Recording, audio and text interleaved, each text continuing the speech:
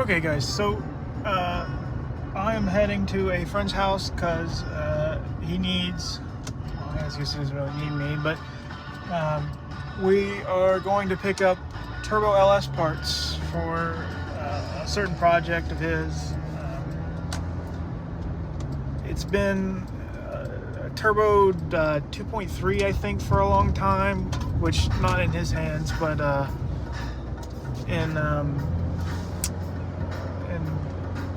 in the guy before his hands, and then it was a turbo 302.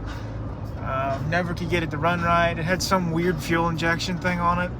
Should have been scrapped, the fuel injection system. Just, I don't know what the guy was thinking. Junk. But that's here nor there.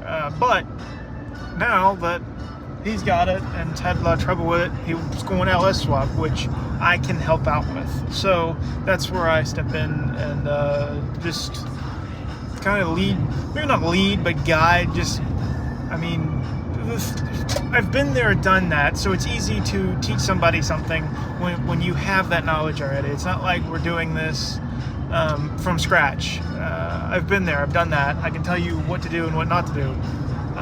So my car run flawless for years. So we're gonna do that. Damn, that truck's still sitting.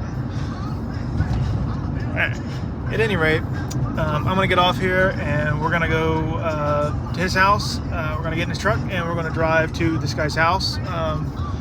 Specifically, he's got headers that he needs, and we're gonna go get those. But I'm hoping that the other guy has, this guy has other parts, maybe stuff for the heifer, but we'll see. I don't know, just never know. So I brought cash.